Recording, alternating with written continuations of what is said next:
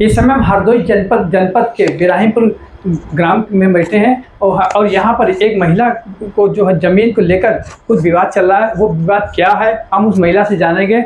ये जानकारी में आया है कि इन्होंने जो है जो लेटर FIR की कापी दी है यह हरदोई जिलाधिकारी को दी है, मुख्यमंत्री के संज्ञान में भी डाला गया है और इन्होंने जो अपना घर था उसको किराए पर उठाया था और किराएदार उसको खाली नहीं कर रहे हैं। ये जानकारी मिली, इसको लेकर वो क्या कहेंगे हम हमारे साथ ये महिला बैठे हैं, उनसे ना पूछें क्या है पूरा मामला। क्या है पूरा मामला, कहाँ रहती है? बिराहिमपुर। हाँ, क्या है पूरा मामला? मकान किराए पर उठाया था, मकान नहीं खाली कर पा रही है। मैंने एप्लीकेशन दी, कई बार दी, वकील को साहब को दी, DM साहब को, DFC साहब को दी, मगर किसी ने सुनी नहीं है। हाँ, अब आपने संबंधित वहाँ के प्रमुख को एप्लीकेशन दी कोई या किसी जानकारी दी उनको कि मकान नहीं खाली कर रहे हैं? जानकारी हमने तो नहीं उन्हें दी। उन्होंने? हाँ। आपके पति ने? हाँ। क्यों नहीं खाली कर, क्या वजह है? नहीं, मैं कल मैं खाली नहीं करूँगी मकान। हाँ। आपने मकान किराए दिया था क्या जबरदस्ती कब्जा किया? हाँ, जबरदस्ती कब्जा करे हैं। वो कौन लोग हैं, उनका क्या नाम है जिन्होंने कब्जा किया? उनको मानू कुरिंद। हाँ, शर्मा लोग हैं। कितने दिनों से ये मकान में रह रहे हैं? 2-4 महीने। 2-4 महीने। हाँ। अब आप क्या चाहती हो? अब मैं खाली करवाना चाहती हूँ, अपना भूसा घास भरेंगे। अब खाली नहीं कर रहे हैं। खाली नहीं कर रहे हैं। अब एप्लीकेशन जो दी है आपने कहाँ एप्लीकेशन दी है? एप्लीकेशन DM साहब को दे, SP साहब को दे, मगर किसी ने सुनी नहीं मेरी। हाँ। और ये जो आप एप्लीकेशन हाथ में पकड़ी है किसको भेजी आपने? योगी आदित्यनाथ मुख्यमंत्री जी। हाँ, मुख्यमंत्री जी को जी। तो इनका ये कहना है, ये महिला पास में बैठी है, इनके मकान को उन्होंने रखा था किराए पर, अब उन लोगों ने मकान को कब्जा कर लिया, उस मकान को खाली नहीं कर रहे हैं। इन्होंने एप्लीकेशन तो जिलाधिकारी जी को दी है, सुरसा थाना में दिए, कप्तान साहब को दिए, लेकिन इस महिला की कोई सुनवाई नहीं की गई है। अब देखना होगा कि इस महिला की कब तक सुनवाई होगी।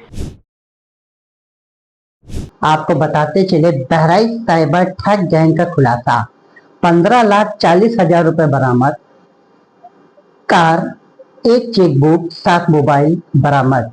गैंग का सरगना समय 6 अभियुक्त गिरफ्तार, 4 साइबर ठग, 2 अकाउंट होल्डर भी अरेस्ट। साइबर सेल थाने की टीम ने पकड़ा। बहराइच से IBC24 के लिए सरफराज की रिपोर्ट। मुरादाबाद के मंझोला थाना इलाके में एक पुलिस के हाथ बड़ी सफलता लगी। यह पुलिस ने देर रात एक सेक्स रैकेट का खुलासा किया।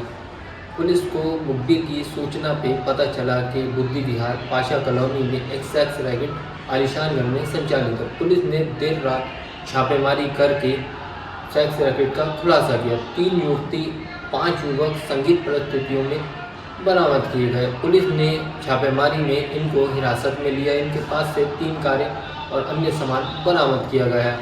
पुलिस का मानना है कि ये सेक्स रैकेट उत्तराखंड बिहार से लड़की लाकर यहाँ चलाया जाता था, जिसमें पुलिस मुख्य आरोपी की तलाश कर रही है और जल्द मुख्य आरोपी को भी गिरफ्तार कर लिया जाएगा। सिद्धार्थनगर जिले के भनवापुर विकास खंड के अंतर्गत एक ग्राम पंचायत पोखर भिटवा है, जहां लगातार उत्तर प्रदेश सरकार की योजना आई कि हर ग्राम पंचायतों में जो ग्राम पंचायतों का कूड़ा और कचरा होता है उन्हें गांव से बाहर रखा जाए, जिसके लिए एक RRC सेंटर का निर्माण किया गया। और RRC सेंटर निर्माण में सरकार के द्वारा लाखों रुपए की लागत से लगा करके बनाया गया। ये तस्वीरें आप साफ तौर से देख सकते हैं जिस तरीके से RRC सेंटर बनाया गया, और प्रधान का जो कार्यकाल था लगभग पूरा होने का समय है। और तस्वीरें आप यहाँ देखिए जिस तरीके से यहाँ अलग अलग दिखाया गया, रबर, कागज़, शीशा, प्लास्टिक, लोहा, कपड़ा। ऐसे में सरकार की जो योजना होती है कि जब अलग अलग चीज़ें रखी जाती हैं तो बाद में उसको बेच करके और ग्राम पंचायतों के विकास के लिए जो है कुछ ना कुछ धन उसमें जो है लगा दिया जाता है। लेकिन यहाँ जो स्थिति है, जो RRC सेंटर जो बनाया गया, तस्वीरें आप देख सकते हैं कि दीवार का जो प्लास्टर है कैसे टूटा हुआ है, जिस तरीके से यहाँ विकास हुआ। तो यहाँ जिस तरीके के सरकार की जो योजना है कि जिस सेंटर का निर्माण होना था, गांव का कूड़ा कचरा एकत्रित होना था, लेकिन ये तो हुआ नहीं। स्वयं RRC सेंटर ही जो ही बदहाल के कगार पे हो गया। तस्वीरें साफ तौर से आप देख सकते हैं कि जहां अलग अलग चीज़ें रखी होनी चाहिए थी, ऐसी कोई चीज़ें नहीं रखी है। सरकार की योजनाओं को यहाँ के जो ग्राम प्रधान है, सचिव, जिस तरीके से योजनाओं को लेकर के पलीता लगाया जा रहा है, सिर्फ विकास के नाम पर सरकार के लाखों रुपए की लूट खसोट किया जा रहा है। क्या इस पर भनवापुर वीडियो के द्वारा आज तक नज़र पड़ी? अगर नहीं पड़ी तो शायद इस तरीके का लापरवाही, शायद ऐसा कोई गांव होगा जहां इस तरीके का देखा गया है। थाना बदोकर क्षेत्र के बेहटा खुर्द गांव की घटना है। बीती रात अगर बात करें तो कुछ चोरी की नीयत से गांव में घुसे कुछ युवकों को ग्रामीणों ने पकड़ा है और पकड़ करके पुलिस के हवाले किया है। उसके पहले सीधे सीधे साफ देखा जा सकता है जिस तरीके से युवकों को पकड़ा गया, पकड़ने के बाद खंभे से बांधा गया, बांधने के बाद पुलिस को मौके पर फोन किया गया, पुलिस आई और मौके पर गांव वालों ने पुलिस के हवाले किया। लेकिन जब पूरे मामले पर मीडिया ने संज्ञान लिया तो पता चला कि चोरी की नीयत से ये गांव में लगभग 12:15 बजे करीब घुसते हैं और जब गली में गांव के कुछ युवक द्वारा आहट आने पर टॉर्च की रोशनी से देखा गया कि कौन है, तो ये लोग छत के रास्ते से कूदने की बात करने लगे और कूदने की कोशिश करने लगे। चारों तरफ से गांव वालों ने घेराबंदी करी और इन तीनों युवक को धर दबोचा और दबोचने के बाद इनसे पूछताछ की गई। उसके बाद इनको बांधा गया और पुलिस को बुला करके इनको पुलिस के हवाले किया गया। अभी पूरे मामले पर रायबरेली पुलिस का किसी तरीके का कोई आधिकारिक बयान नहीं आया है कि आखिर मामला क्या था, लेकिन पूरा मामला थाना बदोकर क्षेत्र के बेटा खुर्द गांव का बताया जा रहा है, जो इस समय सोशल मीडिया पर वीडियो वायरल। आगा के भीड़ भाड़ वाले इलाके संजय प्लेस में उस वक्त हड़कंप मच गया जब संजय प्लेस में स्थित 5 मंजिला इमारत के अंदर बने कैफे में आग लग गई। आग का इतना भयानक रूप था, इतना विकराल रूप था कि आसपास के दुकानों को खाली कराया गया, तमाम लोगों को वहां से हटाया गया और सनसनी पूरे क्षेत्र में फैल गई। कैफे में रखा सामान जलकर राख हो गया, लाखों का नुकसान हुआ और सूचना पाकर दमकल कर्मी मौके पर पहुंचे। फायर ब्रिगेड की टीम ने आग पर बमुश्किल काबू पाया। उस कैफे के अंदर फंसे 5 लोगों को बमुश्किल बाहर निकाला गया। गनीमत रही, कोई जनहानि नहीं हुई, लेकिन कैफे के अंदर रखा सारा सामान जलकर सुआह हो गया।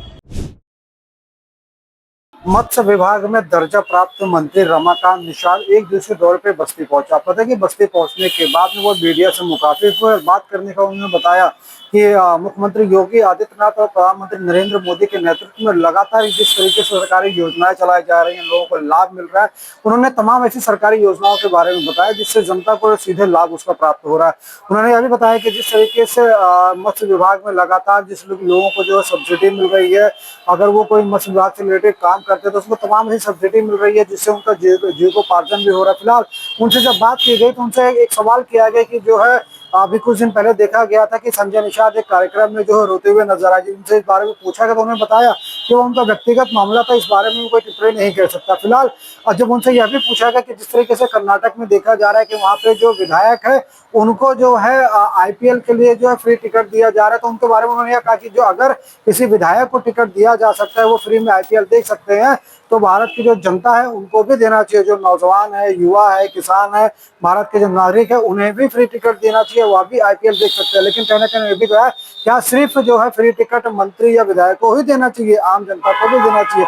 फिलहाल उन्होंने सरकारी योजनाओं का तमाम लाभ बताया। उन्होंने बताया कि जनता को किस तरीके से डायरेक्ट सूबे के मुख्यमंत्री के द्वारा लगातार लोगों को फायदा मिल रहा है।